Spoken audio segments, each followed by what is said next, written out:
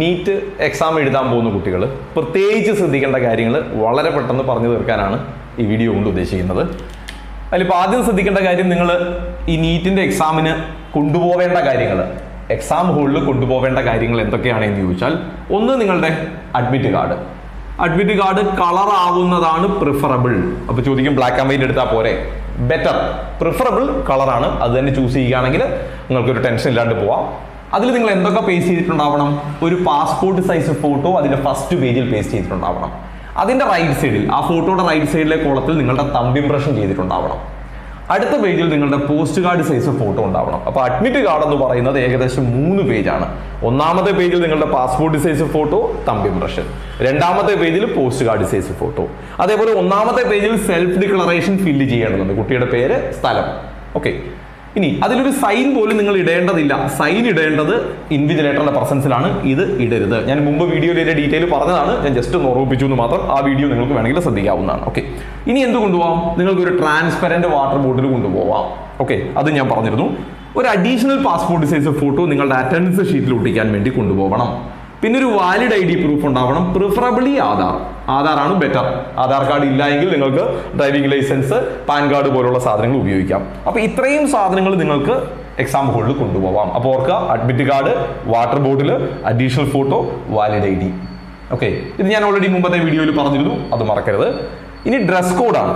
ഈ ഡ്രസ് കോഡിന്റെ കാര്യത്തിൽ ഒരുപാട് പ്രശ്നങ്ങളുണ്ടാവും. അത് നിങ്ങൾ ഒരുപാട് ടെൻഷൻ ആവേണ്ടതില്ല. അതായത് നിങ്ങളുടെ ശരീരത്തിൽ ആഭരണങ്ങൾ ഉണ്ടാവരുത്, മെറ്റൽ പാർട്ടുകൾ ഉണ്ടാവരുത്, ഡിവൈസുകൾ, ഫോൺ പോലുള്ളത് ഉണ്ടാവരുത്. ഹാഫ് കൈ ഷർട്ട് ആയിരിക്കണം. അത് ആൺകുട്ടികളാണെങ്കിലും പെൺകുട്ടികളാണെങ്കിലും ഹാഫ് കൈ ആയിരിക്കണം. പിന്നെ രണ്ടാമത്തേത്, ഒരുപാട് പോക്കറ്റ് ഉണ്ടാവരുത്, പ്രിന്റുകൾ ഉണ്ടാവരുത്, എഴുത്തുകൾ ഉണ്ടാവരുത്. ഓക്കെ, ഇനി പാൻ്റ് ആണെങ്കിലും നോർമൽ പാൻറ്, ഒരുപാട് പോക്കറ്റുകൾ ഉണ്ടാവരുത്, ഇങ്ങനെ ഫോൾഡിങ് ടൈപ്പ് ആയിരിക്കരുത്. പിന്നെ ഡ്രസ്സുകളിൽ ഒരുപാട് ലെയർ ഉള്ള, ഓവർകോട്ടുള്ള, ജാക്കറ്റുള്ള അങ്ങനത്തെ ടൈപ്പ് ഒന്നും ഉപയോഗിക്കരുത്. ഒരു സിമ്പിൾ ഡ്രസ്സ് നിങ്ങൾക്ക് ഉപയോഗിച്ചോ, അതായത് സാധാരണഗതിയിലുള്ള ഒരു ഡ്രസ്സ് ഉപയോഗിക്കാം എന്നർത്ഥം. ഓക്കെ, പിന്നുള്ളത് ശ്രദ്ധിക്കേണ്ട കാര്യങ്ങളാണ്. ഒന്ന്, റിപ്പോർട്ടിംഗ് ടൈം. നിങ്ങൾക്ക് പറഞ്ഞിരിക്കുന്ന റിപ്പോർട്ടിംഗ് ടൈമിൽ നിങ്ങൾ എക്സാം സെന്ററിൽ എത്താൻ നിർബന്ധമായിട്ട് ശ്രദ്ധിക്കുക. ഡേറ്റ് ഓർമ്മയുണ്ട്, പിന്നെ പ്രത്യേകിച്ച് പറയേണ്ടതില്ല. ഇനി ഗേറ്റ് ക്ലോസിംഗ് ടൈം കണ്ടുകൊണ്ട് കൃത്യം 1:30 അവിടെ എത്താൻ നിൽക്കരുത്. ആ റിപ്പോർട്ടിംഗ് ടൈമിൽ ചെല്ലാൻ ശ്രദ്ധിക്കുക. റൈറ്റ്, ഇനിയുള്ളത് ഇഷ്യൂസ് ആയിട്ട് എക്സാം ഹാൾ. ഈ എക്സാം ഹാളിലെ ഇഷ്യൂസ് എന്ന് പറയുന്നത്, നിങ്ങളൊന്ന് പ്രിപ്പയർഡ് ആയിരിക്കണം. ഒന്ന്, ഈ ചൂട് കാലമാണ്, അപ്പോൾ നല്ല ചൂടായിരിക്കും. അപ്പോൾ അവിടെ ചെന്നതിന് ശേഷം ഇത് ഭയങ്കര ചൂടാണല്ലോ, അപ്പോൾ നിങ്ങളൊന്ന് മെന്റലി പ്രിപ്പയർഡ് ആയിരിക്കണം. ചൂടാണ്, അപ്പോൾ അതിന് വെള്ളം നിങ്ങൾ കരുതണം. അതുപോലെ ചില സ്ഥലങ്ങളിലൊക്കെ ഈ റെയിൽവേ സ്റ്റേഷൻ എടുത്ത സ്കൂളുകളൊക്കെ ഉള്ള, കഴിഞ്ഞ വർഷമൊക്കെ അങ്ങനെ കേട്ടിരുന്നു. അപ്പോൾ ട്രെയിൻ വരുന്നതിൻ്റെ ശബ്ദം, അപ്പോൾ ഇങ്ങനെയൊക്കെ ഡിസ്റ്റർബൻസുകൾ ഉണ്ടാവും. അപ്പോൾ അതിപ്പോൾ പേടിക്കണ്ട, പാനിക്കാവണ്ട.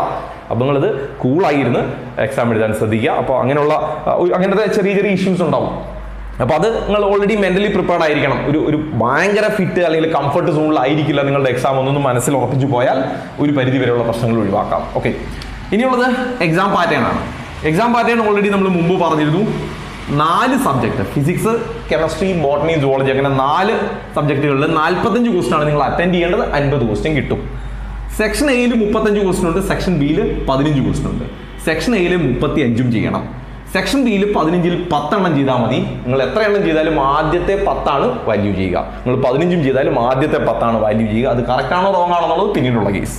റൈറ്റ്, ഒരു കറക്റ്റ് ഉത്തരത്തിന് നിങ്ങൾക്ക് 4 മാർക്കും, ഒരു ഇൻകറക്റ്റിന് -1 അതുകൊണ്ട് അറിയില്ല എങ്കിൽ കറക്റ്റ് കുത്താതിരിക്കുക. ഓക്കെ, ഇനി 0-4 അൺഅറ്റൻഡഡ്. നേരത്തെ പറഞ്ഞു, നിങ്ങൾക്ക് അറിയില്ല എന്ന് ഉറപ്പാണെങ്കിൽ, ഒരു ധാരണയില്ലെങ്കിൽ ആ ക്വസ്റ്റ്യൻ തൊടാതിരിക്കുകയാണ് ബെറ്റർ. -മാർക്ക് ഉണ്ട്. ദെൻ 200 മിനിറ്റ് ആണ് നിങ്ങൾക്ക് എക്സാമിനുള്ളത്. 200 ക്വസ്റ്റ്യൻ, 200 മിനിറ്റ്. പക്ഷെ നിങ്ങൾ 180 എണ്ണം ചെയ്താൽ മതി. ഓക്കെ, ഇനി ഒരു ബയോ ബ്രേക്ക് എന്ന് പറഞ്ഞൊരു സംവിധാനമുണ്ട്. എന്ന് പറഞ്ഞാൽ ബയോ ബ്രേക്ക് എന്ന് പറഞ്ഞാൽ നിങ്ങൾക്ക് അതിനിടയ്ക്ക് ടോയ്ലറ്റിൽ പോകണമെങ്കിൽ പോവാം. പക്ഷെ ആദ്യത്തെ 1 മണിക്കൂറും, എക്സാം തുടങ്ങി ആദ്യത്തെ 1 മണിക്കൂറും അവസാനത്തെ അരമണിക്കൂർ നിങ്ങൾക്ക് ബയോ ബ്രേക്ക് ഉണ്ടാവില്ല. ഈ ബയോ ബ്രേക്കിൽ നിങ്ങൾ പോകുന്നത് ഒരു 10 മിനിറ്റോ 20 മിനിറ്റോ ആണെങ്കിൽ ആ 20 മിനിറ്റ് നിങ്ങളുടെ എക്സാമിൽ നിന്നാണ് പോകുന്നത്. അതുകൊണ്ട് അത് ശ്രദ്ധിച്ചിട്ട് വേണം ഉപയോഗിക്കാൻ. ഓക്കെ, അപ്പോൾ ഓൾമോസ്റ്റ് എക്സാമിന് പോകുന്നതുമായിട്ട് ബന്ധപ്പെട്ട കാര്യങ്ങളെല്ലാം പറഞ്ഞിട്ടുണ്ട്. അപ്പോൾ ഇത് ഒന്ന് ശ്രദ്ധയിൽ വെച്ചേക്കുക. പ്രധാനമായിട്ട് ഈ പോകുന്ന കാര്യങ്ങൾ ശ്രദ്ധിക്കുക. എന്തൊക്കെ കൊണ്ടുപോകണം, എപ്പോൾ അവിടെ എത്തണം എന്നുള്ളത് നിർബന്ധമായിട്ട് നോക്കുക. ട്രാഫിക്, ഈ നീറ്റ് എക്സാം എല്ലാ സ്ഥലങ്ങളിലും ഒരേ ദിവസം ഒരേ സമയത്തായതുകൊണ്ട് നമ്മൾ എക്സ്പെക്ട് ചെയ്യാത്തൊരു ട്രാഫിക് ചിലപ്പോൾ വരാൻ സാധ്യതയുണ്ട്. അതുകൊണ്ട് കുറച്ച് മുമ്പേ ഇറങ്ങിയേക്കുക. നന്നായിട്ട് ഫുഡൊക്കെ കഴിച്ച് നന്നായി ഒന്ന് ഉറങ്ങി, തലേ ദിവസം നന്നായി ഒന്ന് ഉറങ്ങി ഒന്ന് കൂളായിട്ട് വേണം എക്സാമിന് പോകാൻ. അപ്പോൾ ഓൾ ദി ബെസ്റ്റ്. എൻട്രൻസ് സംബന്ധമായ വാർത്തകളും അപ്ഡേഷനുകളും ഏറ്റവും വേഗം ആധികാരികമായി അറിയാൻ സബ്സ്ക്രൈബ് ചെയ്യുക, ബെൽ ഐക്കൺ അമർത്തുക. ഈ വീഡിയോ മറ്റു സുഹൃത്തുക്കളിലേക്കും ഷെയർ ചെയ്ത് നൽകുക.